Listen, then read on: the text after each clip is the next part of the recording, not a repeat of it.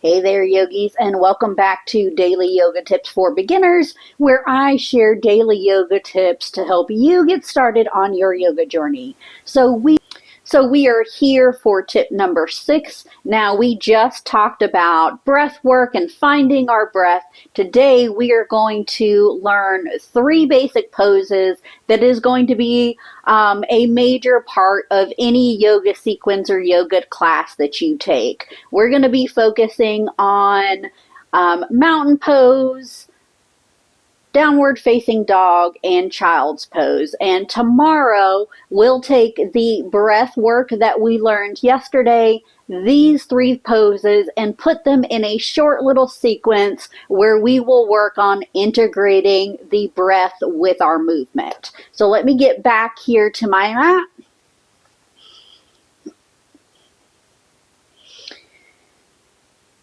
And for demonstration purposes, I'm going to be facing this way at the center of my mat for you, but I'm also going to show you what it looks like to be at the top of my mat. Because anytime that you are in a yoga class, your yoga teacher is typically going to call you to the front of the mat, or you're typically going to be facing the front of your mat during your practice for most asanas. So the first pose that we are going to get into is mountain pose, or Tadasana in Sanskrit. And this is really all about standing nice and tall, balanced and firm on your mat or the flooring that you're standing on, and really thinking to be strong, stable, and still as a mountain.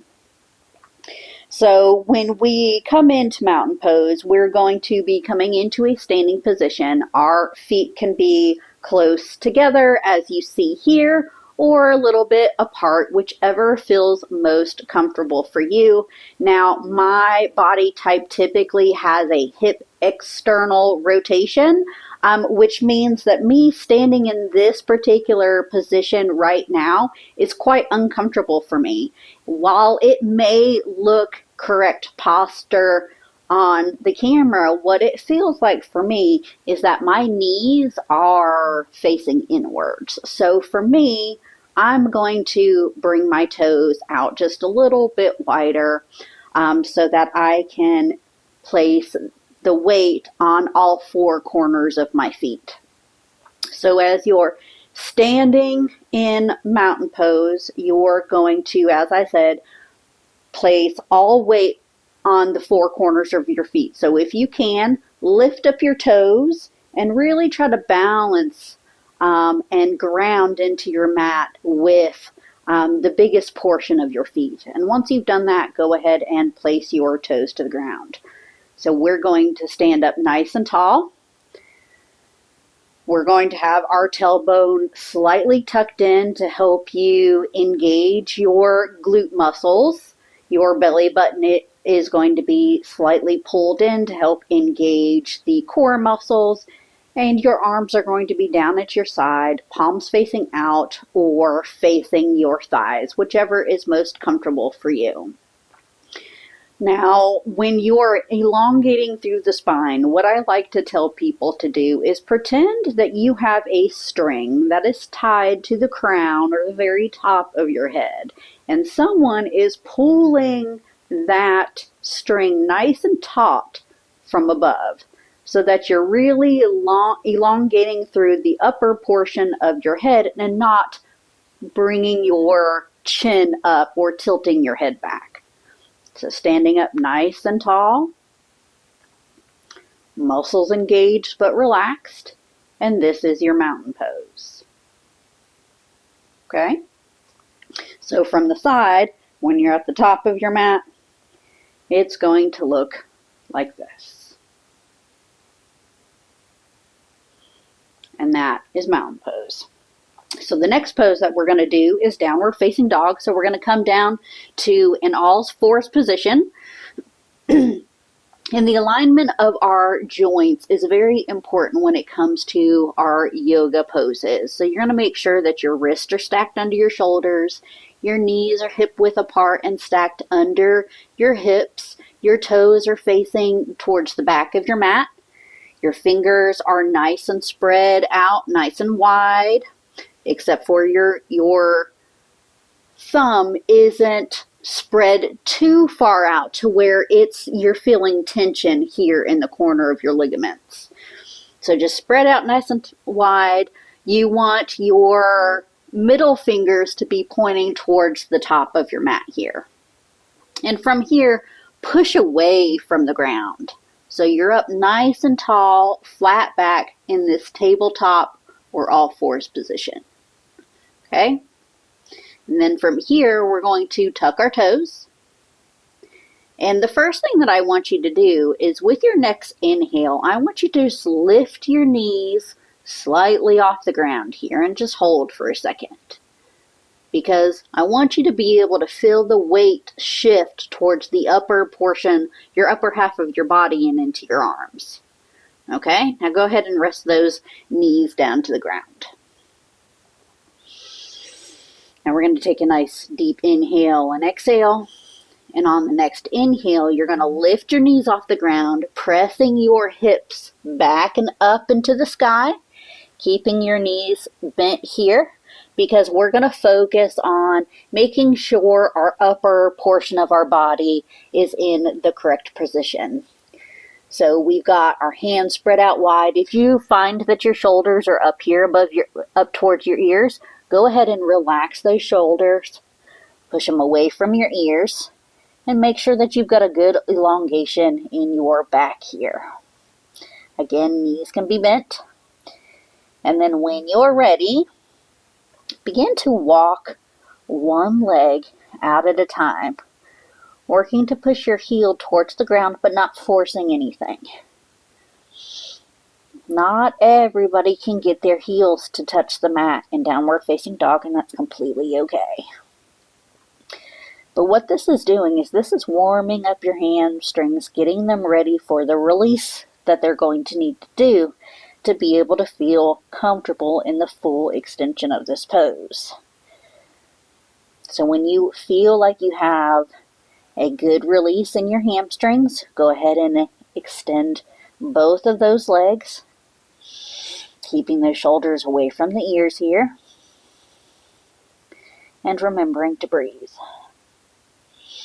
This is downward facing dog. Now, if you're still feeling a lot of tension in your hamstrings, which is completely normal, or you're feeling any pain in your glute area on either side, go ahead and bend your knees, because what that means is that your hamstrings are just not ready for the full extension of the pose yet. They're going to need some work and some practice. But as you continue into your yoga practice, you will work out those hamstrings and eventually be able to get that full extension. So now we're going to go ahead and come back down to the ground. Shake out our arms if you need to, because I know I had you guys hold that a little bit long if you were practicing with me.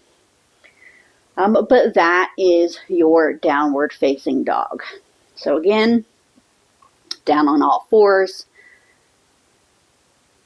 Shoulders are stacked above the wrists, knees stacked under the hips. Then we tuck our toes, lift, press back with our hips, bringing the shoulders away from the ears, dropping the head down, and then the full extension would be both legs fully extended. Okay. Now we're going to come down to the final pose that we are going to learn today, and that is going to be our child's pose. Now this is a wonderful resting pose that most often you'll find your yoga instructors bringing you to throughout your yoga practice to rest those muscles that you just have worked. Because if you're like me right now, you're probably feeling it in your arms.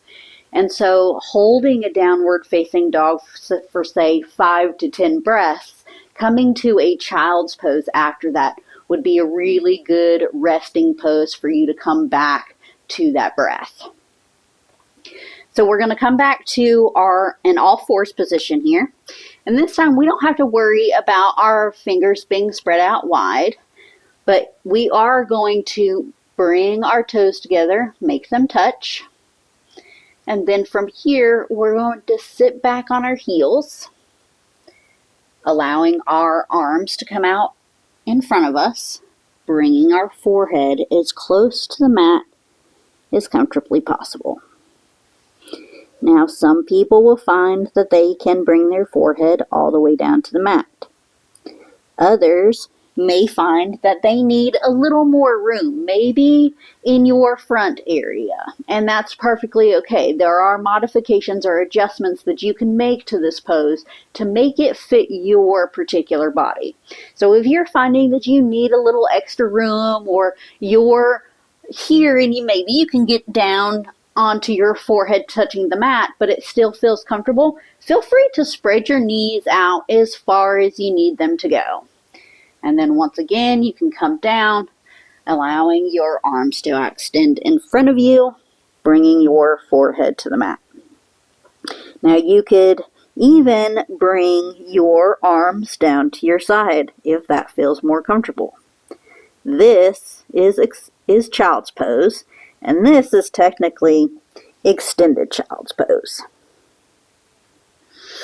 Now, that is not the only modification that you can do for child's pose. Say you've spread your knees out, you've made room, but coming all the way down is still uncomfortable.